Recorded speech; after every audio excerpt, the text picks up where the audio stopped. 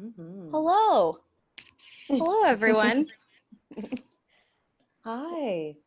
Thank you all so much for being here. We're really excited. We're going to give it like a couple minutes like we usually do, just like a little cushion period for technical difficulties. So yeah, just relax, get a glass of water if you need. Mm-hmm. Cheers.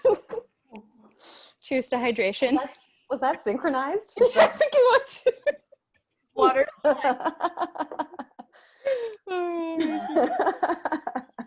Oh, another cool thing, there's a couple, for folks that are just showing up, there's a couple different views. You can do like speaker view or gallery view if you want to see everyone's faces. It's like on the top right-hand corner. It's just like a button next to the like full screen icon. That's kind of nice. I'm currently looking at everybody right now, which is great. Hello. Hello, everyone. I'm not nervous. It's fine. Okay. Awesome. That's all right. Sweet.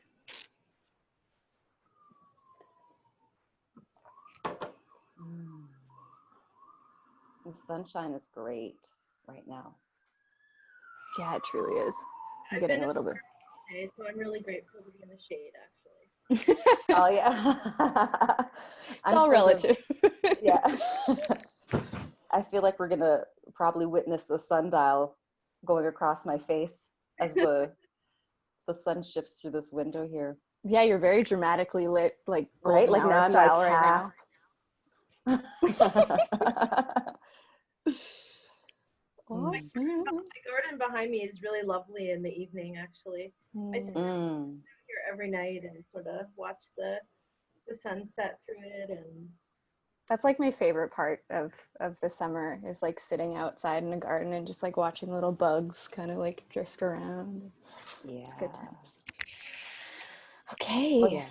So we have 23 participants. I think we're waiting on maybe a couple more people. But I think now is as good a time as any to just sort of jump into things. I just want everyone to be aware, and I'll state this a couple times, but we are recording this. We're recording this event and we'll be posting it on our Facebook channel later. So if you're uncomfortable being on screen, you can totally like click the stop video icon on the bottom left-hand corner, just right next to the microphone button. It just looks like a little camera if you don't want to be visible. Yeah, I just wanted to make sure that everyone knew about that. And I will just kind of get into it. So I want to thank you all so much for being here tonight. I would like to begin by acknowledging that the land on which we live is the unceded territory of the Coast Salish peoples, including the territories of the Musqueam, Squamish, and Tsleil-Waututh nations.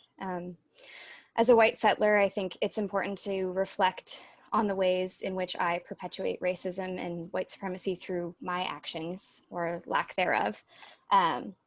Marie Beecham, who is a climate justice and anti-racism activist, noted that racism often stems from apathy rather than hate, which I thought was a really important revelation. And she said, yeah, and this apathy comes from privilege. So like if I don't experience oppression directly, I can choose to ignore it.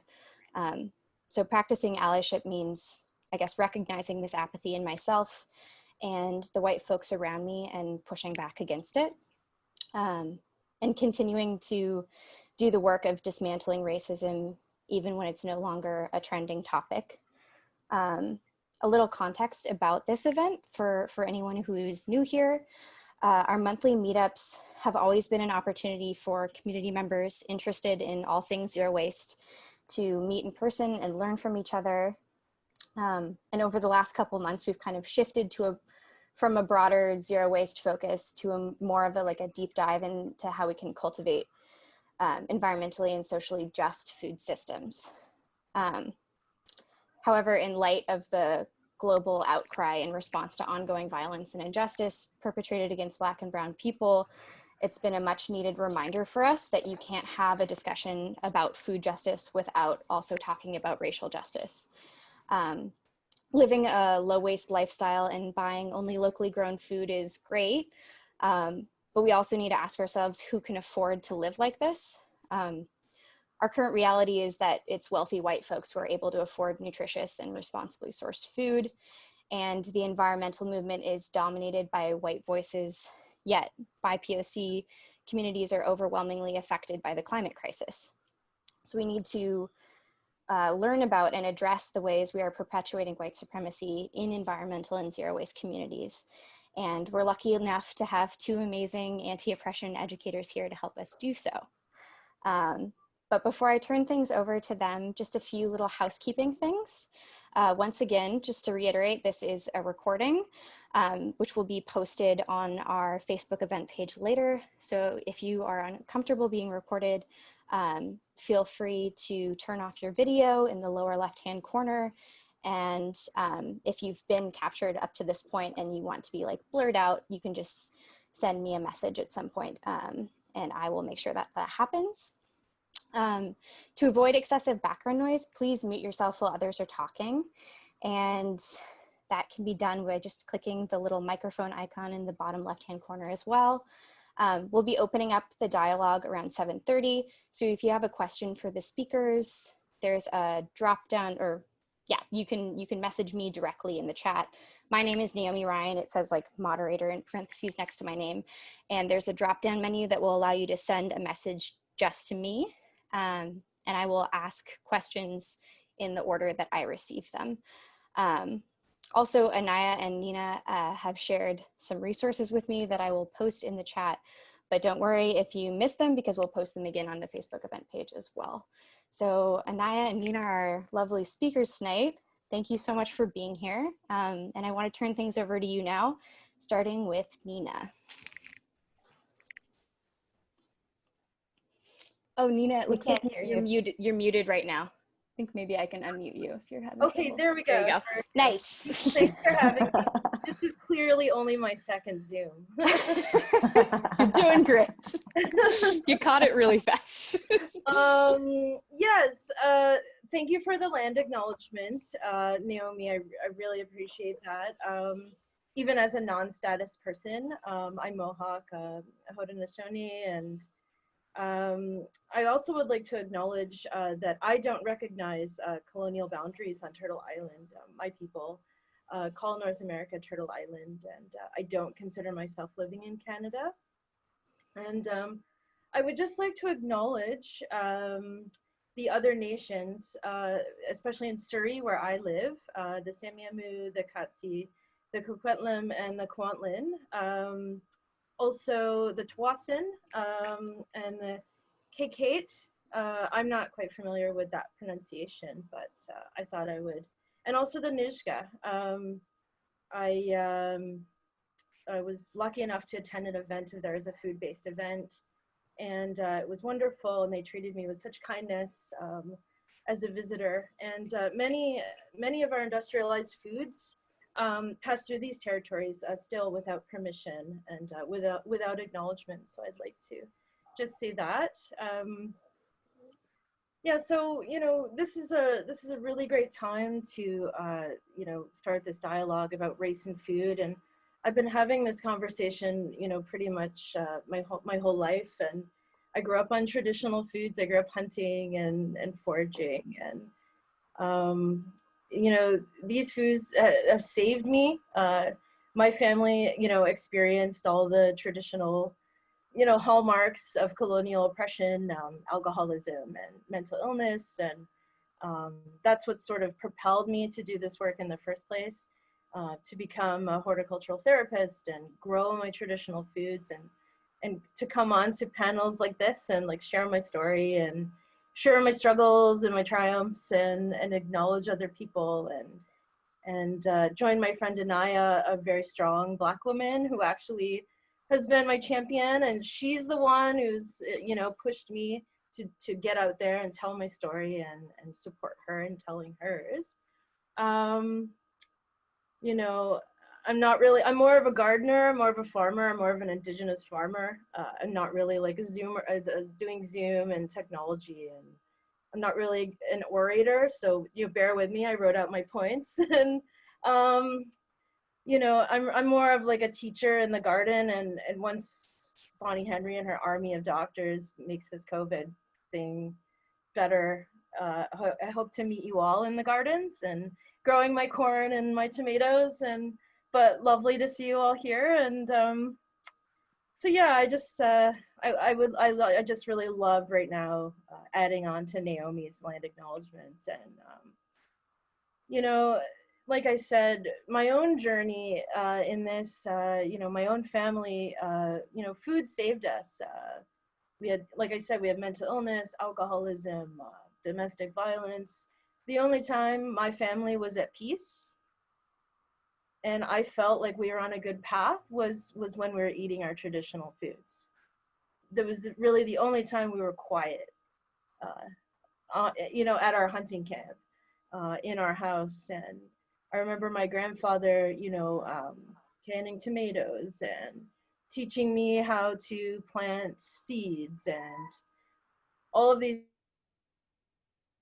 things got me through all of it. And I really hope to share, I really hope to pass that on and to share that with other women. And, you know, that makes me happy. So hopefully we can go on that journey together. I mean, you know, colonialism and white settler, you know, Turtle Island, we have a commodification of food. It's seen as something that makes money, not seen as something that's life-giving on a greater scale. And I hope to change that. I hope that we as a group and we as women, I think this should be a female-led movement of gardeners and cooks and regular people, moms and daughters and all kinds of women just coming together and learning this Indigenous knowledge and perpetuating it and supporting each other, supporting each other's health and supporting each other's well-being. And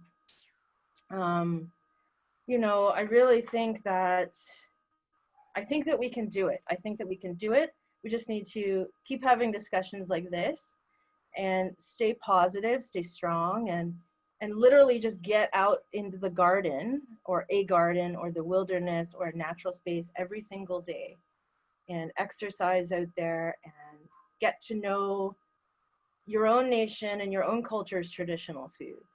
Get to know them intimately, develop a relationship with them. You know, any food system today that exists in Turtle Island, North America, exists on the knowledge because of traditional Indigenous knowledge. It would not exist. And, you know, these systems are directly and indirectly propped up by my ancestral food system, by Anaya's ancestral food system, maybe by some other women joining us today, by your ancestral food system. And we need to participate in that and we need to reclaim it. And, you know, this would be a life-giving process, whereas industrialized food is a destructive process. It's meant to actually kill us in a just a very direct way of speaking, very frank way of speaking. And you know, any food economy working today is working because of the resources and knowledge developed. So, you know, medicine, vegetables, herbs. This is all of my ancestors, Anaya's ancestors, Indigenous women's ancestors, life's work, time immemorial. You know, we deserve recognition.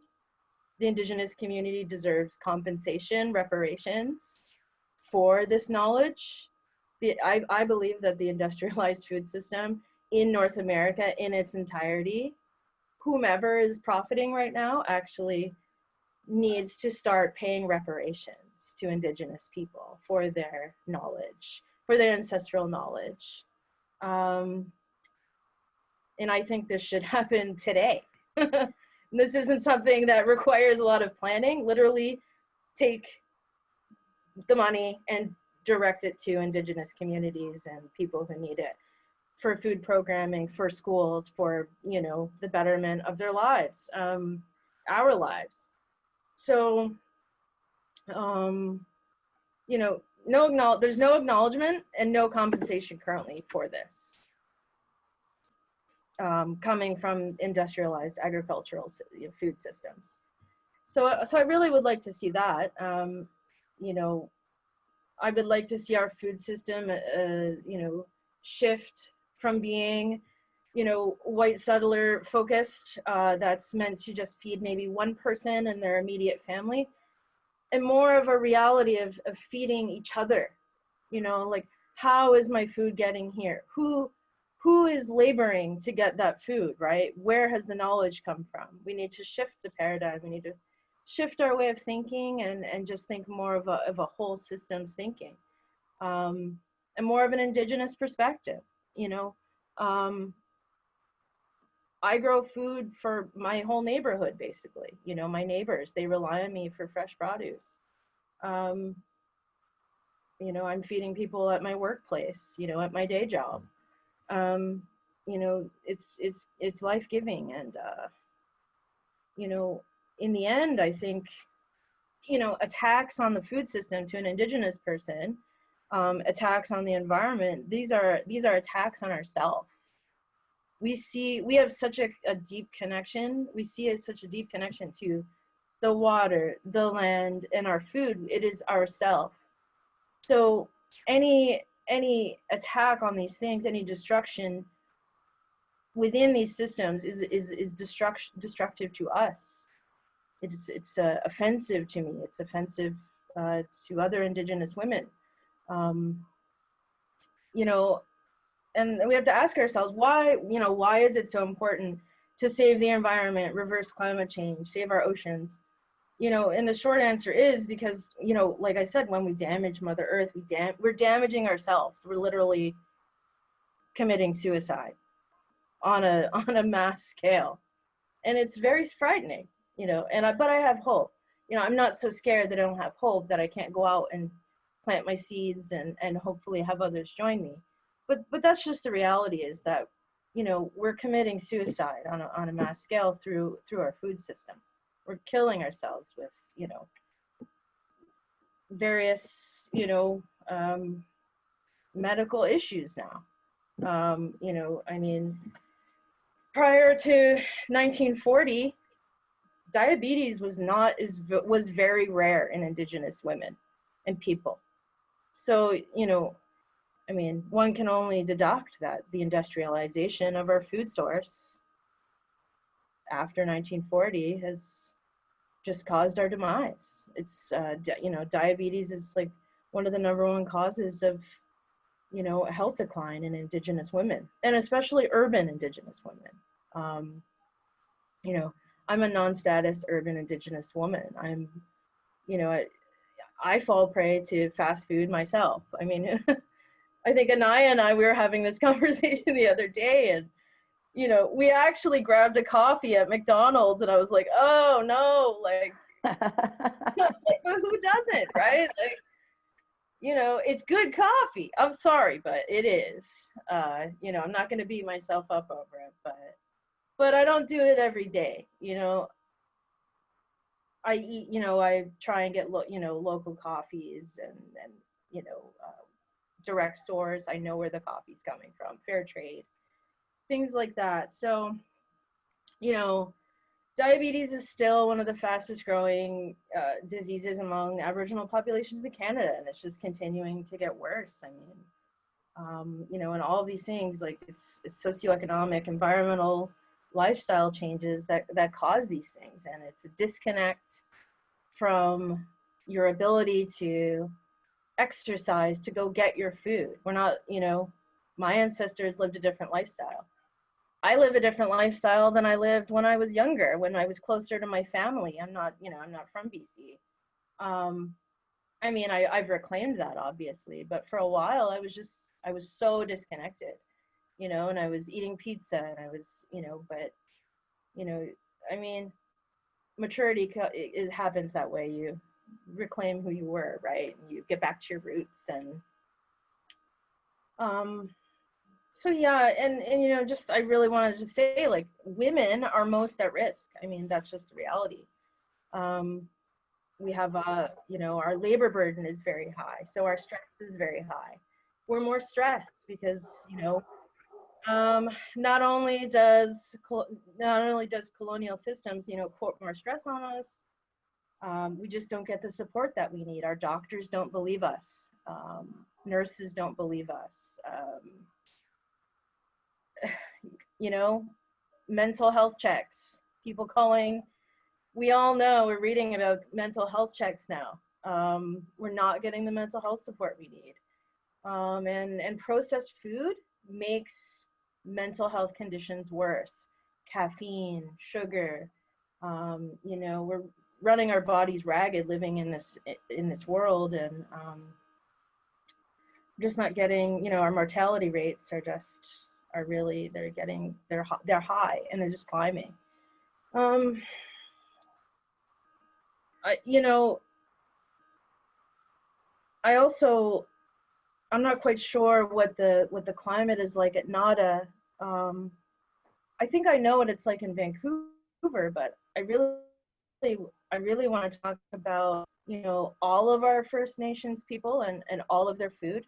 And the people that come to my mind are the Inuit and people living in our northern communities. These people, they eat whale, they eat seal. This is their traditional diet, and it's diminishing because of climate change, because of colonial systems. They face so much racism. I really want to, like, to support them and say that, you know, I support Indigenous people eating seal and whale and eating their Indigenous foods. And to say the opposite, to shame them and guilt them, that is food racism. That is racism. And they need support. You know, like, what? A gallon of milk there is like, what, like $30 or something? You know, they're getting back to their original lifestyle, and they've held onto it, but they don't need people shaming them and guilting them for eating their traditional foods. And, you know, I'm not going to stand by and let other people, women, whomever, do that to them. And I know that, you know, people think like veganism is going to save the planet. I don't think that's going to be the case. I think that getting rid of these colonial food systems is going to save the planet. Getting rid of racism is going to save the planet. Getting rid of white supremacy is going to save the planet. I don't know if climate change is reversible. I don't think, maybe. I'm not a climate scientist, but you know, but I do know those systems caused all of this environmental destruction on a massive scale. Yeah, so I really hope that the hatred and the distrust of Indigenous peoples to eat what is best for them, I hope we can get rid of that. And I hope we can just really support them in that, and for us all. So, so yeah, you know, I think pretty much that sums up where I stand on various issues. And I really hope that some good comes out of this. I hope that more goodness, more gardening, more farming. I know, you know, a shout out to some Mohawk women that I know that are saving seeds, and they're chefs. You know, we're starting to reclaim, and we're starting to network, and we're really kind of like, you know, kind of mad and pissed off that for being oppressed for so long. And I'm hoping, I have a really good feeling that we're all gonna come together and just create infrastructure. So I'm really wanting to really solidify infrastructure, incomes, like I said, reparations, direct reparations. And I'd like to see just, you know, Indigenous women, I would like us to not be killed, continue to be killed. We're going missing. And hopefully we can come together and solve all these problems, which are all connected to, for Indigenous people, this is all connected to our food and to our land, to our environment, which is ourselves. So Yes, absolutely. I don't know if you've left anything really for me to cover, Neen. oh, what?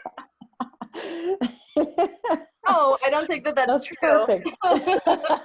I'm teasing you. Yes, there's such a wealth to cover in this topic, and It's true. And I'm so thankful to be here and to be part of this process. And thank you so much, Naomi, for inviting us and making this space and platform for community discourse. Yeah, this is just. I mean, we know what we know. Food systems and the way in which colonialism informs food on Turtle Island is it's been designed as a weapon, very strategically. I remember, and I wish I could remember the nation that this woman was from, but I remember in high school, an Indigenous woman came in to share some personal stories. I think she was an author. It was a long time ago. And I remember her sharing a very intimate piece about her narrative, which I think is completely relevant and in a nutshell sort of summarizes the way in which food is weaponized on Turtle Island and the way in which colonialism requires food to be weaponized. And she had mentioned that essentially when Indian agents were coming to basically claim land and redistribute resources and so on, and children were removed from their parents and taken to residential schools, she explained to me that that she was punished and intentionally alienated from her cultural practice and her indigenous foods.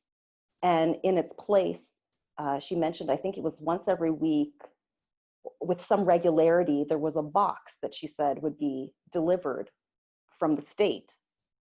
And they call this the box of death, is what she said. Her people called it in her community. And when they opened it, she said it contained the 5 white deaths in it. In it was processed white sugar, processed white flour, milk, and I can't remember what the other 2 white items were: salt, iodized salt, and I forget the 5th.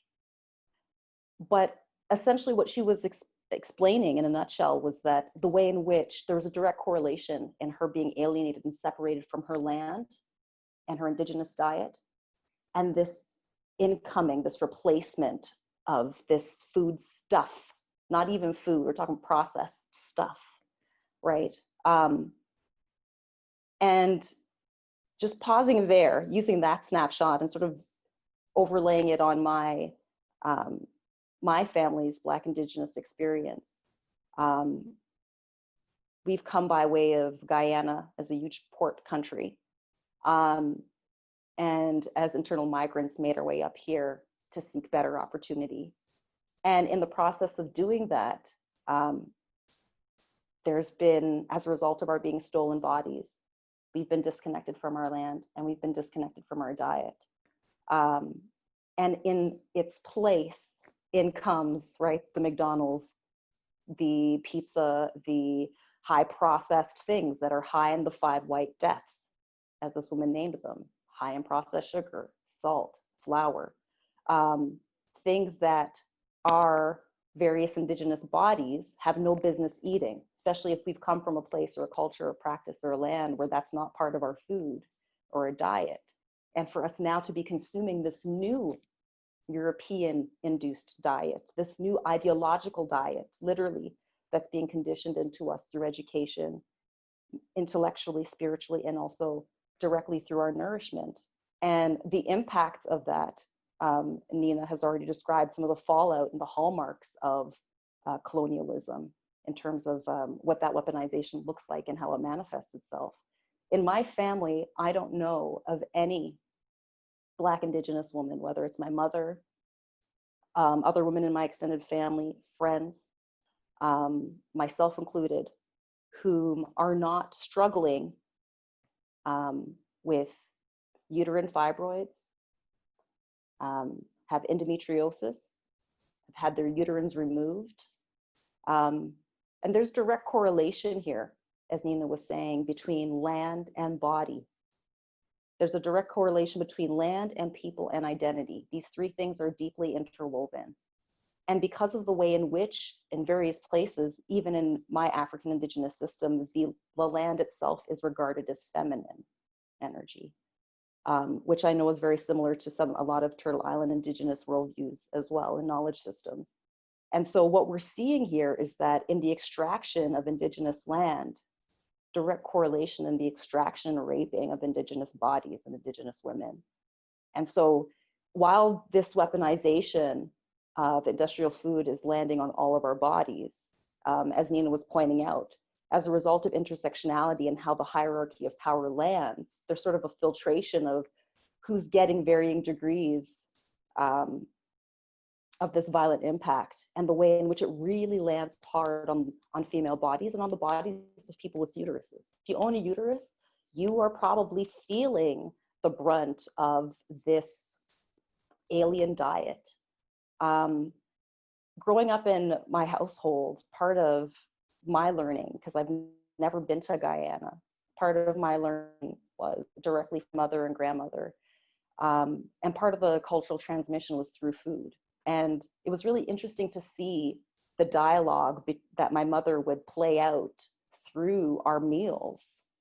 You know, like the one day her trying to make a Canadian meal, as she would say it, and make spaghetti and meatballs for us. And then sort of switch gears into making, you know, okra, which is an Indigenous food to Guyanese people, and also to Africans, West Africans in various areas, which is my ancestry. And things like okra, so good for your intestines, so good for your uterus, and how my body is needing this particular medicine. You know, and like things like coconut, right? That's not a local food here, but that's an Indigenous food to my ancestors. That is, for those of you who are familiar with Harry Belafonte and the Calypso album, coconut water, good for your daughter. And the reason for that is because coconut water is very high in electrolytes. It's got magnesium, it's got phosphorus, it's got calcium, it's got all the things that nourish reproductive organs. So that's why it's good for your daughter. It's good for your daughters. And so there's this direct correlation between land and body and our health. And so what we're seeing in our society today, again, direct parallels with how we're treating our earth. And so I find this really interesting, even the concept of nada, the grocery store, as a packageless grocery store. I find that sort of appealing and playing on the symbolism here in terms of us peeling the veil back. Because when we remove packaging, what we're really doing is we're starting to destabilize the elements of industrial transportation and globalization and larger food systems that require for food to be wrapped up in the first place. As opposed to you just walking to the garden or to the farm, which would be where you live, to go and collect that food. In which case the packaging is your hands, your mouth, right? That's how you're coming back with those things. So even the concept of packaging really is a heavy symbolism in terms of the veils and the seamlessness in our society, and how globalization really sort of locks in these systems so that we're still drinking the McDonald's coffee. Like, how do I get out of this matrix? I'm so entangled into it that I'm still complicit in my own self-destruction. As a Black Indigenous woman here in Vancouver, like, I understand the implications. It's landing on my body. I'm seeing it landing on the bodies of the women and humans around me. Excuse me. But yet I'm still drinking this iced coffee from McDonald's, right? And so just like how developing this important piece of, I think it's really critical for each of us to acknowledge how we find ourselves here on Turtle Island, how we all find ourselves here on this particular Indigenous land, and use that as our entry point into closing the gap of alienation that colonialism has wedged in between us and our inherent Indigenous identities, wherever we come from. Because colonialism has, as a global system, has just walked through the planet and just grabbed humans like a big machine and just eating us, tossing us, with no regard. And clearly, if we're going to kill Indigenous people and kill their land, as Nina was saying, that's suicide. And the way that we could even do such a thing is because of the way in which colonialism actively creates alienation, or that it's based on alienation. It's really couched in this concept of disconnect. That's why sometimes people seem confused, where they're like, how is racism relevant to my latte? How is that relevant to my packageless avocado or pepper, right? That's on part of that alienation mechanism of colonialism. These things are not separate. They're intimately intertwined and connected. And so I think it's part of our responsibility to pull the veils back from our eyes, the veils that colonialism actively builds for many of us. And if you occupy a position of racial privilege as a white person, for instance, in this conversation, then the seamlessness over your eyes, the veil over your eyes are going to be super, super heavy, because it's not your land that is being extracted from. It's not your body that's the labor is landing on, right? You're not picking that coffee. You're not tending to those coffee beans, right? Like that's just the fact of the matter. And when you go to the front lines, when you go to a grocery store, or you go to Starbucks, or you go to wherever, seeing the people that are serving you, who are on the front lines there, who's creating that McDonald's Happy Meal for you, right? We're seeing a lot of POC people who are carrying this labor.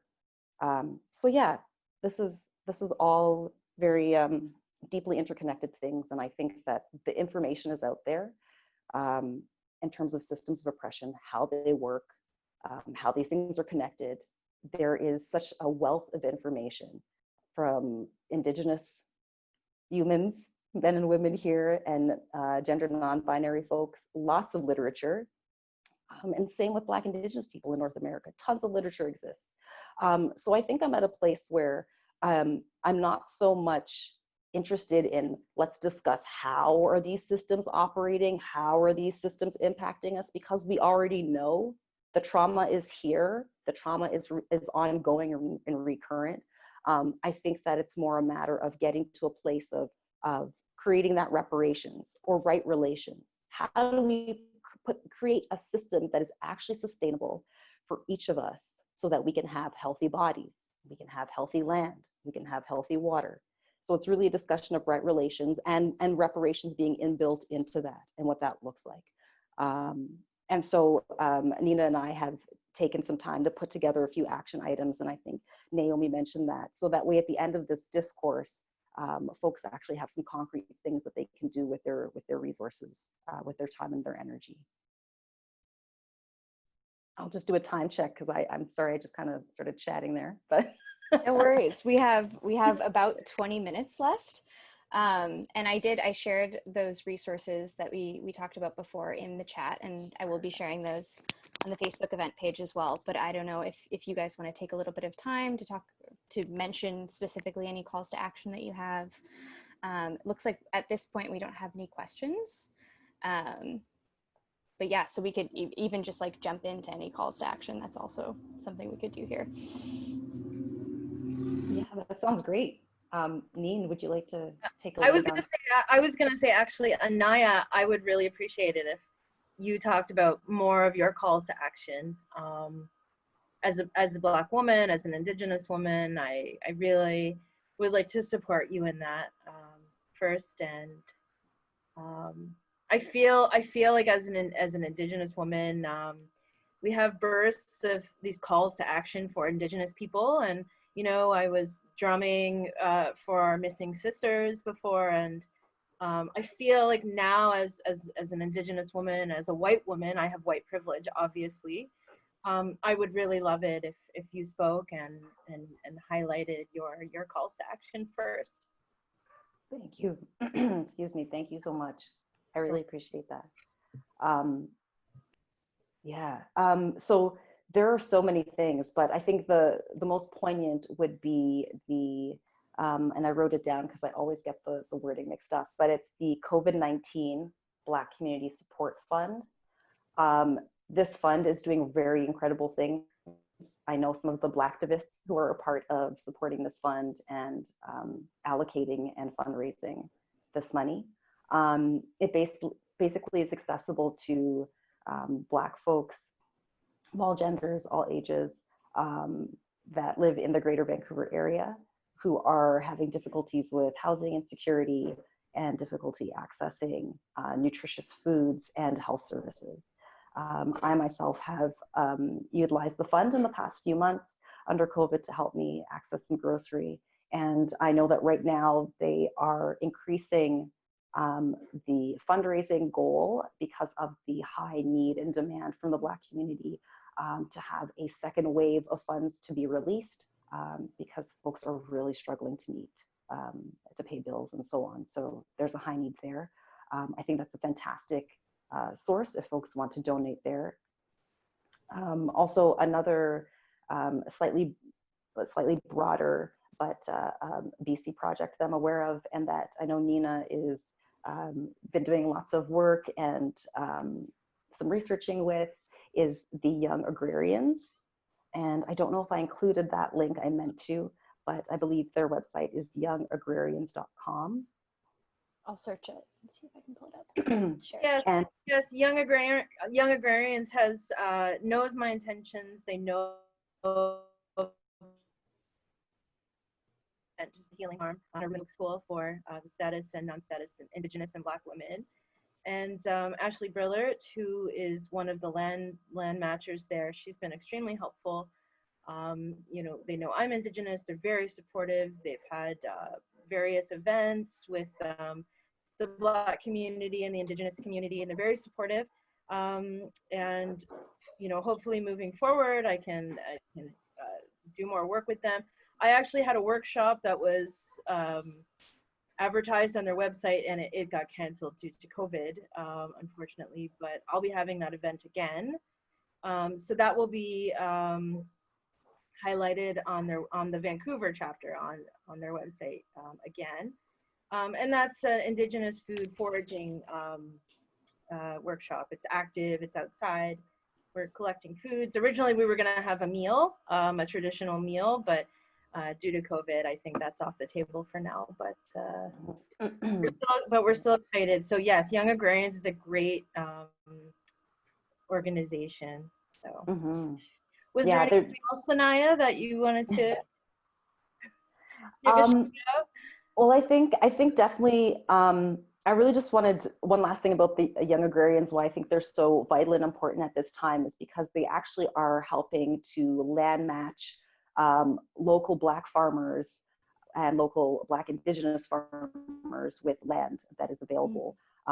So super amazing. If you can donate to that, that is directly along the lines of reparations. We want to see land being stewarded by Indigenous people.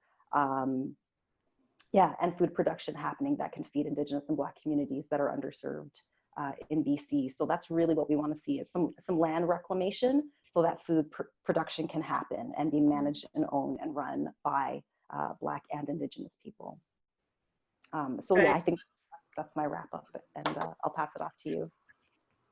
Yeah, that's right. Getting food growing by Indigenous people, by Black people, and being distributed to Indigenous people and to Black people who need it the most. That's really what needs to happen, to empower people, to make people feel good about being alive again, to make people healthy, to make them feel human again. I'd also like to mention the Earthwise Society. I've been volunteering with them on and off for a while now, and therapist. And I have several elderly clients that I've been contacting through COVID. Actually, I've been making garden phone calls, giving garden support over the phone, and delivering plant supplies. Yeah, so Aubrey Bird is the program coordinator there, and she's fantastic. She's growing the organization. I would like more clients. If anyone on here knows of any Indigenous women who are seniors who would like to join the Garden Buddies program that I participate in, please reach out to the Earthwise Society or reach out to me. My email is on this thread. You can reach out to me and get more information on any of these things we're mentioning. So yes, the Earthwise Society is also very supportive of Indigenous and Black people, and they're wanting to create more infrastructure with us, apparently. So, so yeah, I think there's good connections happening, good alliances, good intersectionality happening, and I'm really hopeful for the future and for my own project, and hopefully, like I said, we can get through this pandemic. I think we can. If there's anyone that can, it's Indigenous and Black women to survive the pandemic. We're here. Right. So right. we're still here. Right. Here we are working. Absolutely. Still. Right. Testament to our ancestral legacy, absolutely, and being able to survive in this system. Thanks so much, both of you. I'm looking at the chat right now, and it looks like I just wanted to highlight a couple things that have come through. Yay. From Manisa, she said, "Thank you so much for sharing the pledge, and I will be looking into young agrarians right now. So helpful. I'll be using these resources with youth I'm working with this summer." So that's awesome. Exactly what we want to see from these kind of conversations is like carrying it forward. How are we taking action? And then a couple questions that have come through from Celine. Celine is asking, what exactly is a horticultural therapist, and what does day-to-day work look like? Teaching and gardening, cooking together, etc. So that's for you, Nina. Am I still, can you see me? Oh wait. Yeah. You're here. Oh, I lost my Zoom. Oh, there we are. Okay. Like I said, I'm a gardener, not a tech. Okay, so also being a horticulture therapist is new to me, and I'm also unregistered still, but I'm working toward my registration. And part of my registration is working at the Earthwise Society as a volunteer and working with seniors towards, physical, mental, and spiritual wellness through gardening. That's it. That's very, these are very simple things. These are recognizing the plants around us, what is literally outside of our door, and how it can benefit our life. Everyone can walk outside. I mean, unless you live in a complete concrete jungle. I don't, I mean, I lived in New York City before. It actually was. There was like a spindly tree out in front of my house, and that was it. But still, it was a maple. It was the maple. And actually, you can eat the keys, you can, if I don't know if it was a sugar maple, but you could get syrup from it, whatever. But it's working with people in a garden setting to empower them, to make their lives better, to heal them, to heal. And it also heals me, doing this. So right now, being a horticulture therapist, it's not my full-time job. My day job, I'm a groundskeeper for one of the universities around here. And I love my work because people come up to me and they're like, "Oh my God, like, you guys make this place look so nice." And, all of our universities here are actually quite nice, like UBC and BCIT. Even Kwantlen, they have amazing horticulture programs on their own, and amazing biology programs and food programs. Like the UBC farm is amazing. But, in my day job even, which I hope being a horticulture therapist will be my day job someday. But I'm even practicing that in my groundskeeping in my day job. I had a woman come up to me the other day and she's like, "I really get a lot of joy from these gardens." And I'm like, "Oh my God, like, thank you for saying that. I needed to hear that today. It just made my work day, like, the next level," And I was like, okay. And I had this thought, I was like, I'm actually practicing horticulture therapy. I'm giving this woman joy. And it's just, getting into the garden. You'd be so surprised, even if you say you have like a black thumb, people are like, "Oh, I can't grow anything." Just even that idea of a black thumb. I always say I'm pretty anti-black. I have a black thumb. Oh my God. What are you trying to say? I can grow. Thank you for correcting me. Oh my God. Okay. That's part of the work. I deserve part of the work, right? It's it. unconscious. It's deeply subconscious and deeply unconscious condition programming that we have. So this is part of the work, right? Yeah. Okay. you're like death to plants. You look at a plant and it dies. You're like the Grim Reaper for plants. For all That's plants. what we'll say. But yeah, it doesn't matter. I always say to people, like, do you know how many plants I've killed? Like, so many. Like, how do you think I know what I know? Like, I've had so many failures in the garden. Right. It's just about getting out there, getting moving, picking a flower, and, or like, making a montage outside, like take some leaves in the fall and like lay them out and make some art, using our natural world and like, maybe not using it, but engaging with the natural world. Yes. So. Absolutely. Definitely. So I think just to build on that, and also part of some of the work that that I've been doing around food systems, for instance, back in Toronto, where I'm originally hailing from, I've only been in Van for maybe just over a year now. But I was running a food program, and we were able to have different cohorts. It was really awesome. It was a community kitchen program, basically. And it was made up of 3 different components. And I think these components are really important to getting all of us back to land. And like I said, really closing that gap of alienation. Know where your food comes from. Know what the tree across the street. Know what the plant is in your yard and what it can do for you. And what you can do for it in sustaining a relationship together and taking care of each other. So anyhow, part of what this program looked like was learning about food nutrition. The second component was actually working in a kitchen together, community kitchen style, and cooking a meal, and then sitting down and eating together. And then the third component was us actually going outdoors for a walk. And that was the physical activity piece. But that everything that we're doing is inherently food related.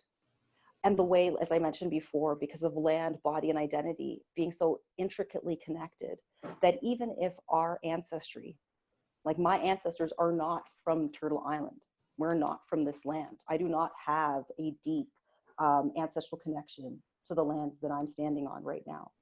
But I have connection to land. We all have connection to land. We all have a body. So we all have connection to land. Being able to improve the way that we relate to our food, and the way in which that's inherently tied into our ideology. So feeding yourself things and paying attention to how your body reacts to what you're feeding it. Because the way in which colonialism has really distorted and confused us and displaced us, and hijacked our bodies and all of these different things going on, we don't even know what we need in many cases, or what's going on inside of our bodies. And so I think that inherently something that always comes up in anti-oppression work, in an anti-racism work, and in this work as well, as a proponent of all of that, is mindfulness. And by that I mean slowing down, actually engaging with your food, chewing it, tasting it.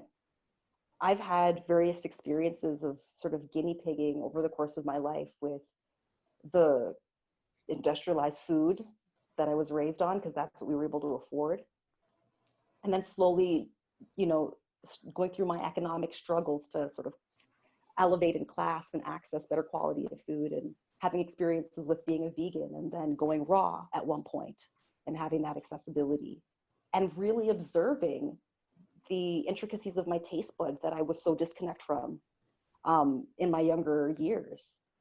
There's actually a point where you can start tasting food, and I'm sure you all can relate to this in some way, where you've put something in your mouth and you're like, instantly, your body's like, not even about it. And it might even happen before it comes to your mouth. It could be the smell of it, and your body's like, not for me.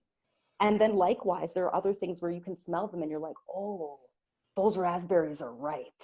And you go over to that bush, right? Which is something that many of us can access here as a local Indigenous medicine food. There's lots of red raspberries that grow everywhere, and black raspberries. I was going to say, just a shout out to salmon berries right now, because they're delicious. Right. I'm not from BC. We had this conversation the other day. I was like, it's so foreign here. like the fishing and like the salmon fishing, and you know, I personally like, I like to know what other Indigenous people are doing here. I'm like, but it's so foreign to me. Like my ancestry, it's like we were corn farmers. Like my family was corn farmers, like for time immemorial. Like, you know, people like white people built their houses on our longhouses next to cornfields. Like, you know, and the cornfields. And now Monsanto owns corn, so. No, they don't. Don't they have a patent? But anyhow. They don't own anything. We own it. Monsanto. They don't own anything, actually. They think they do. I'm sorry, I didn't want to detract from your point, but go on. Okay. Yeah. But yes, salmon berries, like know what's in season. Know what to learn, you know, like learn about fishing here. Where you are, like if you're not from here. A lot of people in Vancouver are not from here. And I know for a fact through conversation and even from myself, like I don't know enough about the 27 Indigenous tribes of British Columbia and their food harvesting practices and like what they have to go through. And I've joined local groups to find out. But when I first met Anaya, I asked her, I said, what are your ancestral foods? And like, can I grow them for you? Like, can we do that? And she was like, oh my God, like no one's asked me that before. And I was like, yes. We need to start thinking about this. Yes, absolutely. And that's part of the process as well, in terms of reclaiming land and growing local and eating local, and that being the established norm. I don't want to see grocery stores ever. Like not about it, right? Like I'd rather us have real food, not genetically modified, something shipped from who knows when, pre-ripe, got injected to look ripe. Now I'm eating it, not really nutritious. Right, we all understand that piece. But yeah, being able to actually locally grow and eat whole foods, and also being able to see what Indigenous foods are able to take in the soil here, foods that are not necessarily Indigenous here, but Indigenous to some of the peoples who reside here and are trying to reclaim their body health by building better relationship to the land. So all I wanted to say there was just in terms of slow down how you eat your food and pay attention to what your body tells you it wants to eat and what it doesn't want to eat. And when you can, get your feet into the soil, go outside, participate in a garden, get your body connecting with the land. The land will guide you. The land will tell you. Your body and land are directly connected. So as long as you bring those two things together, it's almost like I don't know, maybe it's the reverse of Superman and Kryptonite, but like when those two things come together, there's a synergy that happens. There's a language, a subtle language, a deep, deep knowing language that's in our bodies that starts to come out, a discourse that starts to come out. And I'd love to foster that. And I think I'll just end in saying that. I want to make another point, and that is about the temporary foreign workers here in Canada that produce our food. Many of these people are Indigenous and Black. They're poor. They don't get a lot of support. They're now being infected by COVID due to inadequate housing. Any calls to action for them, please take them. Support that. They need labor justice. They need racial justice. They need support. A lot of them are supporting huge families back home in Mexico, in South America, and Central America. And a lot of them are women. So I just want to make sure that they're getting acknowledgement for growing this much food for our society in North America and Turtle Island. It's very important work, and they don't get enough credit and they don't get enough support. And if anyone is in the United States, I want to make sure that the Navajo Nation, who is the most susceptible and becoming infected with COVID at the highest rate in the United States, they need money, send it to them. If someone's in the States, they need resources, they need money right away, because we all know who's holding resources from them.